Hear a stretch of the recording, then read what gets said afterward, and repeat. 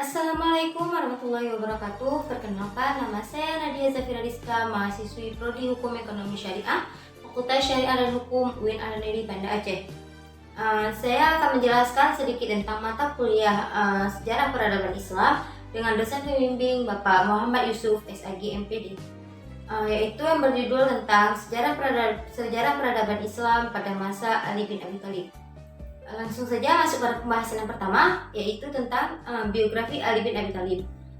Nama dan nasab Ali bin Abi Thalib ini adalah Ali bin Abi Thalib bin Abdul Muthalib bin Hashim bin Abdul Manaf, sepupu Nabi Muhammad SAW, dan suami pemimpin dari seluruh perempuan, Fatimah binti Nabi Muhammad SAW, serta ayah dari dua cucu beliau, Hasan dan Husain. Ibunya bernama Fatimah binti Asad bin Hashim bin Abdul Manaf. Ia masuk Islam ketika masih kecil, yaitu berusia 8 tahun. Istri Ali bin Abi Thalib ini, semasa hidup Ali, ia mempunyai banyak istri. Wanita-wanita yang pernah menjadi istrinya adalah, yang pertama ada Fatimah binti Rasulullah SAW, yang kedua ada Umayyah binti Abdul As, yang ketiga ada Khawlah binti Ja'far bin Qais, yang keempat ada Laila binti Maksud, yang kelima ada Ummul Banin binti Hizam, yang keenam ada Asma binti Umais, yang ketujuh ada As-Saba binti Rabi'ah, dan yang kedelapan ada Ummu Sa'id binti Urwah. Anak Ali bin Abi Thalib, Khalifah Ali bin Abi Thalib juga dikaruniai banyak anak, baik laki-laki maupun perempuan. Yang laki-laki Al-Hasan Al-Husin, Muhammad Al-Akbar, Ubaidillah Abu Bakar, Al-Abbas Al-Akbar, Utsman Ja'far Al-Akbar, Abdullah Al-Yahya, Aun, Umar Al-Akbar, Muhammad Al-Awsat, dan Muhammad Al-Saghar. Adapun yang perempuan, Zainab Al-Kubra, Ummu Kulsum Al-Kubra, Ruqayyah Ummul Hasan, Ramlah Al-Kubra, Ummu Hani, Maimunah Zainab As-Sughra, Ummu Kulsum As-Sughra, Fatimah Umayyah Khadijah, Ummul Kiram Ummu Salamah, Ummu Ja'far, Jumanah, dan Nafisah. Pembahasan yang kedua yaitu tentang pembantaian Ali bin Abi Thalib sebagai khalifah. Setelah khalifah Utsman syahid, Ali diangkat menjadi khalifah keempat. Awalnya beliau menolak, namun akhirnya beliau menerimanya karena Imam Ahmad meriwayatkan dengan sanad yang sahih dari Muhammad bin Al-Hanafiyah. Beliau berkata, sementara orang banyak datang di belakangnya dan menggedor pintu dan segera memasuki rumah itu. Kata mereka, beliau Utsman telah terbunuh, sementara rakyat yang harus punya khalifah, dan kami tidak mengetahui orang yang paling berhak untuk itu kecuali Anda. Ali berkata kepada mereka, janganlah kalian mengharapkan saya, karena saya lebih senang menjadi wazir atau pembantu bagi kalian daripada menjadi amir. Mereka menjawab, tidak, demi Allah kami tidak mengetahui bahwa ada orang yang lebih berhak menjadi khalifah daripada engkau. Ali menjawab, jika kalian tak menerima pendapatku dan tetap ingin membantaiku, maka baiat tersebut hendaklah tidak bersifat rahasia, tetapi aku akan pergi ke masjid. Maka siapa yang bermaksud membantaiku, maka berbaiatlah kepadaku. Ali kemudian keluar menuju masjid, dan kaum muslimin pun membaiatnya sebagai khalifah mereka. Pengangkatan Khalifah Ali pun terjadi pada bulan Zulhijjah selama 35 Hijriah atau 656 Masehi. Dan mereka selama 4 tahun 9 bulan mereka menjelang pembunuhan terhadap dirinya pada bulan Ramadan tahun 40 Hijriah atau 661 Masehi.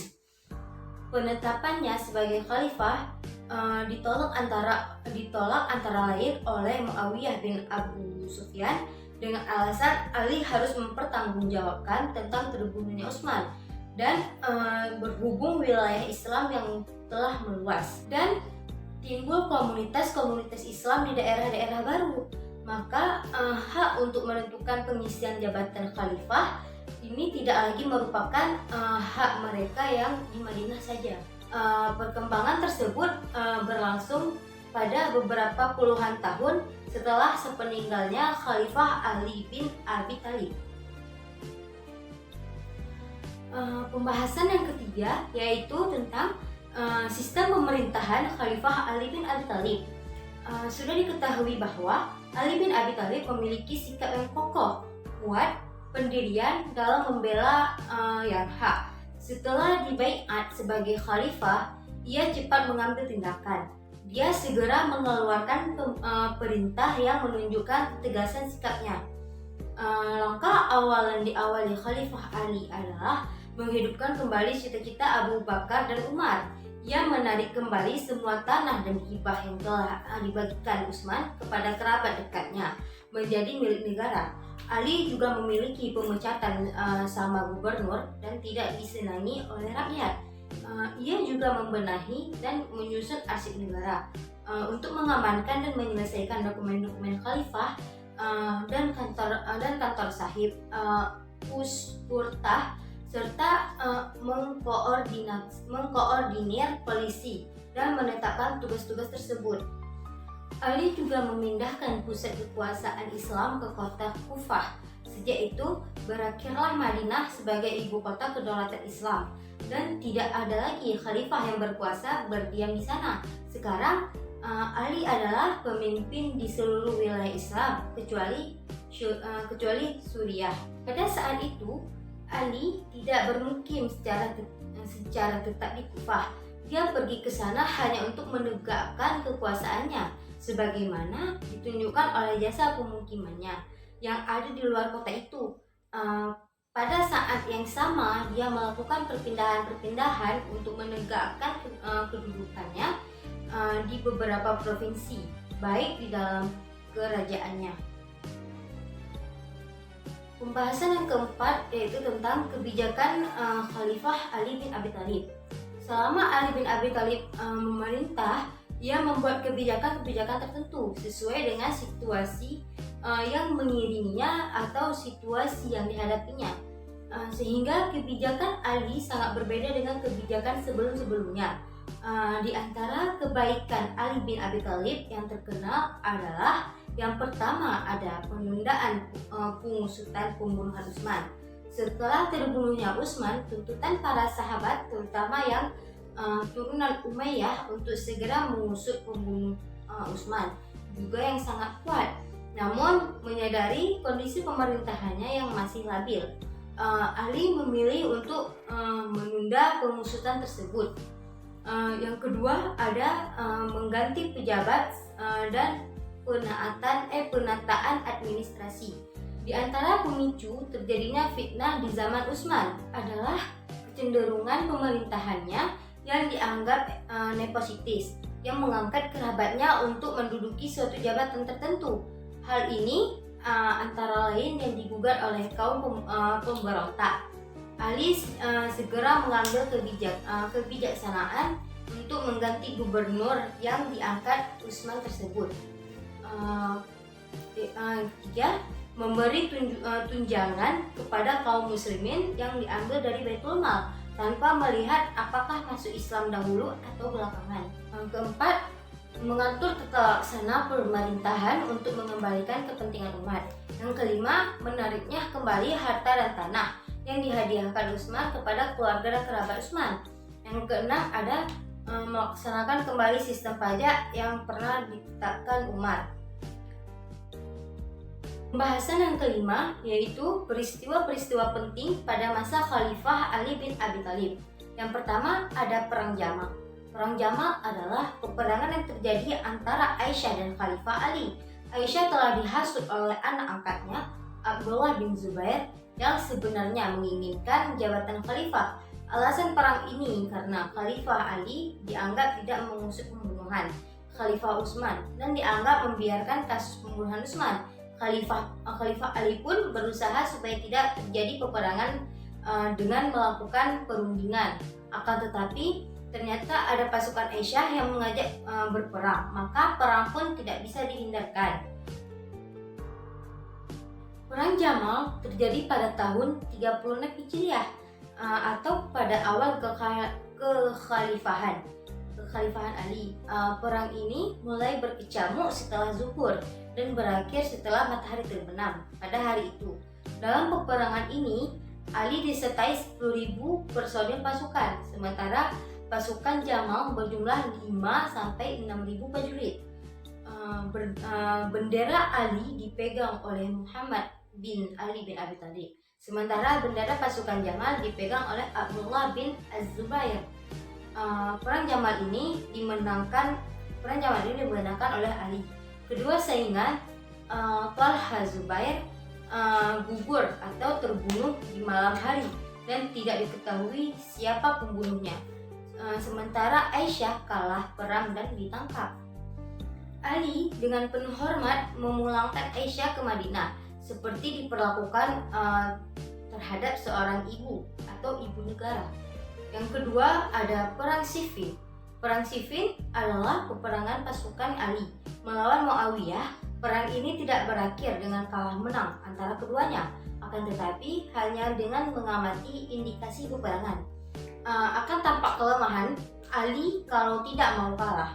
Peperangan ini terjadi karena faktor-faktor politik yang dapat dikemukakan dua hal yang mempengaruhi. Pertama, Ali diangkat menjadi khalifah pada tahun 656, namun Muawiyah jauh lebih mapan karena 20 tahun lebih dulu telah menjadi gubernur Syria. Yang kedua, Muawiyah cukup berpengalaman dan memiliki pengaruh yang mengakar yang mampu membangun kemakmuran bagi wilayah dan penduduknya. Sedangkan Ali tidak memiliki kemantapan politik pada masa khalifah tersebut. Perang Jamal ini terjadi di wilayah Siffin, yaitu sebelahan dengan Raqqa tepi barat dan Sungai Efrat. Dalam peperangan ini, Ali membawa pasukan sebanyak 50.000 orang dan Muawiyah membawa tentara Suriah. Di bawah pimpinan Malik al-Ashtar, pasukan Ali hampir menang ketika Ammar bin As memimpin pasukan Muawiyah yang cerdik dan licik melancarkan siasat. Salinan Al-Quran yang dilekatkan di ujung tombak terlihat diacung-acungkan, sebuah tanda yang diartikan sebagai seruan untuk mengakhiri bentrokan yang memiliki keputusan Al-Quran. Perang ini diakhiri dengan tahkim, tapi tahkim tidak menyelesaikan masalah, bahkan telah menimbulkan perpecahan di kalangan umat Islam yang terbagi menjadi 3 kekuatan politik, yaitu Muawiyah, Syiah, dan Khawarij. Keadaan ini tidak menguntungkan Ali. Kemudian munculnya kelompok Khawarij menyebabkan tentaranya semakin lemah, sementara posisi Muawiyah semakin kuat.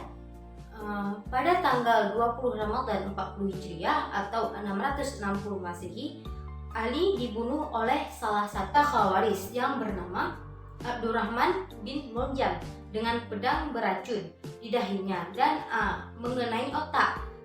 Dia perang Nahrawan. Perang ini terjadi pada tahun 38 Hijriah. Sepulangnya ke Kufah, kaum Khawarij memberontak terhadapnya. Sebelumnya mereka menolak adanya tahkim. Mereka mengatakan tidak boleh ada hukum yang dipatuhi kecuali hukum Allah. Mereka memprovokasi orang-orang untuk menentang Ali.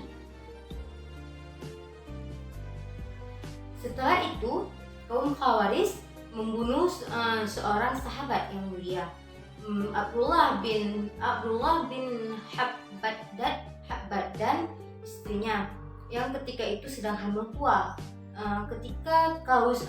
Ketika kasus ini sampai kepada Ali, ia mengirimkan surat kepada mereka yang isinya siapa yang membunuh Habbah. Mereka menjawab, telah semua yang membunuhnya.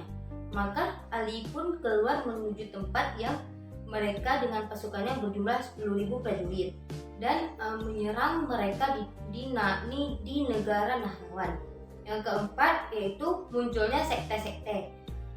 Sebagai akibat perang Siffin, sekte-sekte muncul secara serius pada masa Ali. Bahkan persinggungan antara faktor teologi dan politik muncul pertama kali dalam suatu percekcokan yang terjadi di kalangan pengikut Ali. Dalam sejarah umat Islam, sekte-sekte sebagai wujud perbedaan pemikiran dan ide-ide pokoknya disebabkan perbedaan aspirasi politik. Kelompok setia Ali yang selanjutnya dinamakan Syiah dan kelompok Exodus yang selanjutnya dikenal dengan Khawarij benar-benar berbeda sangat jauh. Syiah merupakan kelompok sayap kanan dan Khawarij adalah kelompok sayap kiri. Keduanya sama radikal dan ekstrim. Adanya imam menurut Syiah dan wajib. Menurut Syiah adalah wajib. Keharusan agama dan dunia akan hancur tanpa imam. Tetapi Khawarij mengatakan adanya imam yang tidak diharuskan agama. Imam tidak perlu bila manusia dapat menyelesaikan masalahnya tersendiri. Bahkan karena imamnya manusia mempunyai kehancuran dan membunuh. Kemelut yang semula menitik beratkan hal-hal politik ini kini beralih pada persoalan teknologi seperti apa yang dilontarkan Syiah maupun Khawarij mempunyai konotasi yang pembicaraan yang didasarkan atas prinsip-prinsip dan ajaran-ajaran Islam. Simpulannya yaitu Ali menjadi khalifah ditunjuk oleh para sahabat. Masa kekhalifahannya 35 sampai 40 Hijriah atau 656 dan sampai 661 Masehi.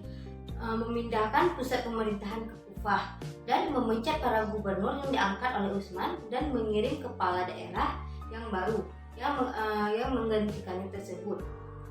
Menarik kembali harta dan tanah yang dihadiahkan Utsman kepada keluarga dan kerabat Utsman dengan jalan yang tidak sah. Maka melaksanakan kembali sistem pajak yang pernah diterapkan Umar.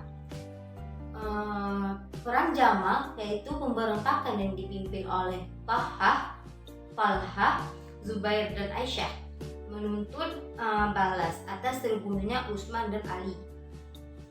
Utsman dan Ali tidak mau menghukum pembunuh Utsman. Perang dimenangkan oleh Ali. Kemudian perang Siffin yaitu pemberontakan oleh Muawiyah diakhiri dengan tahkim. Perang Nahrawan yaitu pemberontakan oleh Khawarij. 20 Ramadan 40 Hijriah, 24 Januari 661 Masehi, Ali dibunuh Abdurrahman bin Muljam. Sekian, hanya ini yang dapat saya sampaikan.